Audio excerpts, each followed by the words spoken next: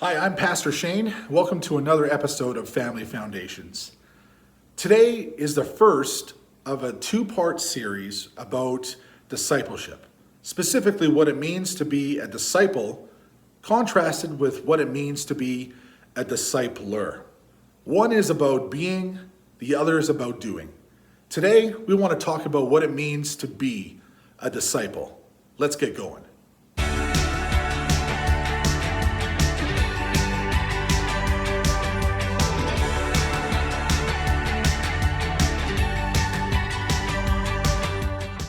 The other day, I was home for lunch.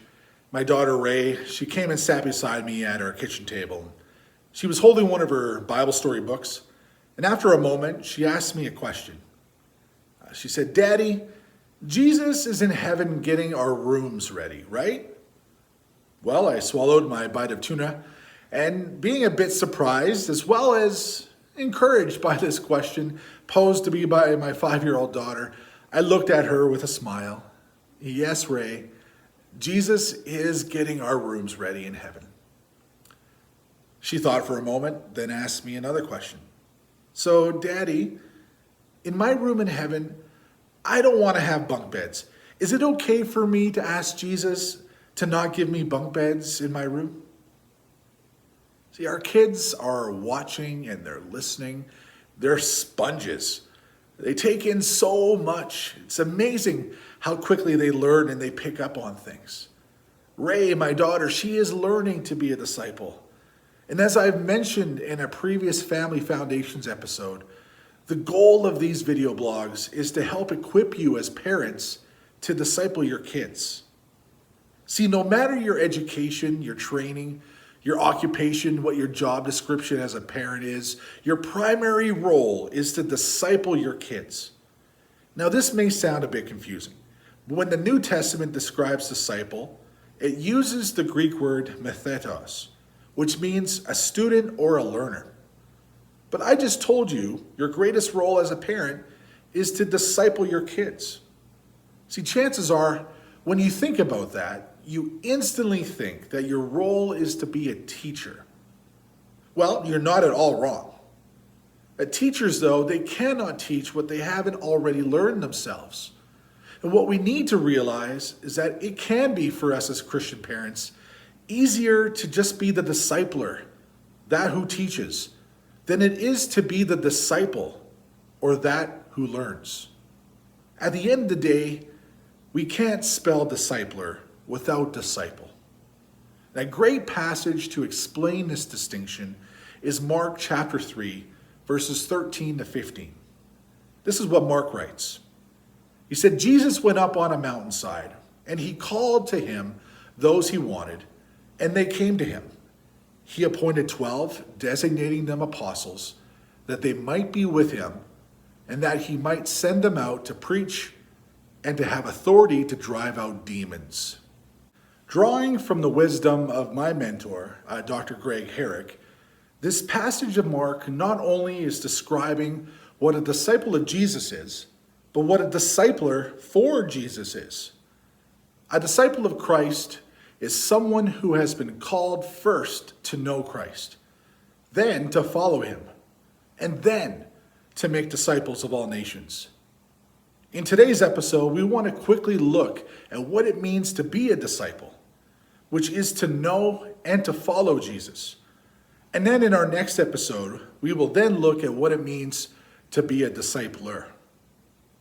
I think in some ways we've over-spiritualized the word disciple.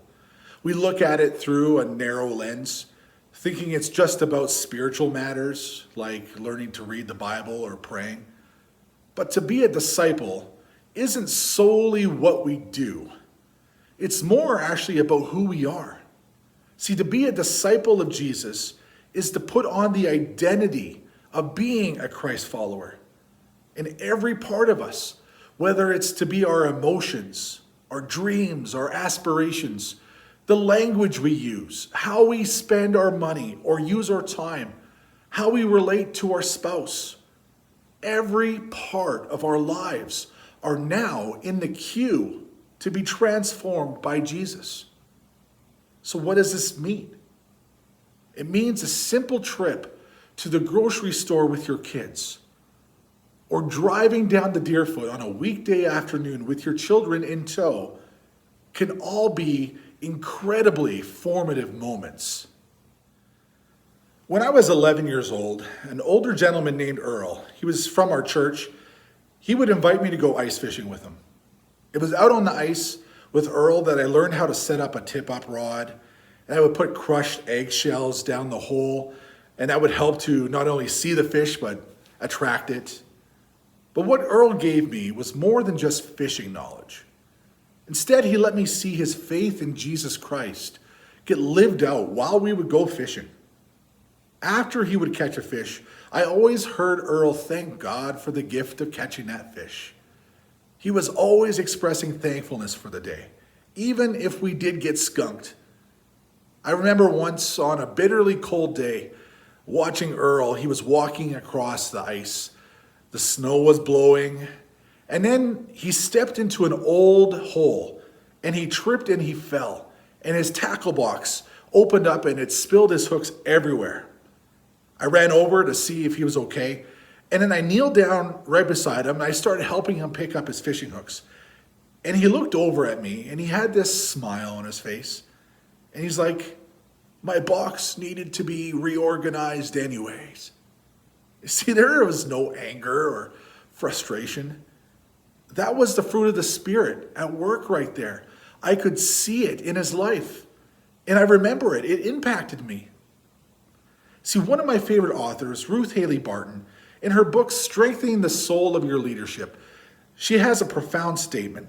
She says this: "The best thing any of us have to bring to leadership is our own transforming selves." When we take Barton's words and we translate them into our current parenting context, the best thing that you can do as a parent that is working at discipling your children is to first become a dedicated disciple yourself. The call to discipleship is first to become a disciple who learns, and then as the disciple learns and grows, they are then given opportunities to then teach others out of what they have just learned.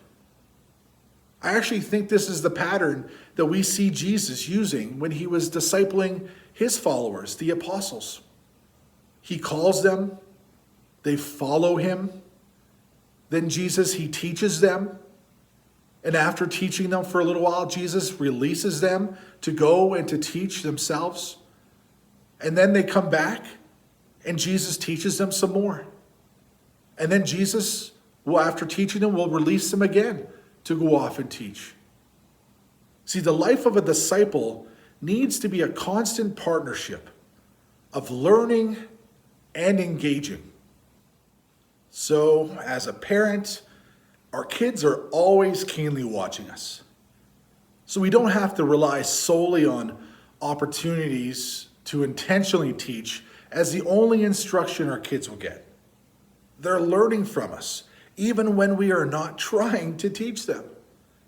And this is what makes our life first as a disciple so important. When we as parents dedicate ourselves to first becoming a dedicated disciple of Jesus, our kids will see this and more often than not replicate it. See, when you as a parent dedicate yourself to pour into a local faith community, your kids will see it and they'll learn to do the same. When you as a parent dedicate yourself to have a daily quiet time with God, where you're reading the Bible and you're praying, your kids will see this and learn to do the same. When you as a parent are working on your marriage, striving for unity and honesty, and demonstrating affection towards one another, your kids will see it and they'll learn to do the same. The rule of thumb, which is simple, yet, being honest here, is quite scary, is that as the parent goes, so does the child. Scary, I know. But don't let this discourage you. We're going to do this imperfectly. We will make mistakes. But despite our own doings, God has given us everything we need to learn to be a disciple. We have His Spirit, He's given us his word. We have his church, and we have his grace. And if we want to disciple our kids well, it starts with us as parents, first being a dedicated disciple of Jesus Christ. Next time, we will look at what it means to be a discipler, or one who teaches. As usual, here are a couple questions for you to ponder. And if you would like to further discuss, have any questions or comments, feel free to send me an email. Thanks for watching, and we'll see you next time.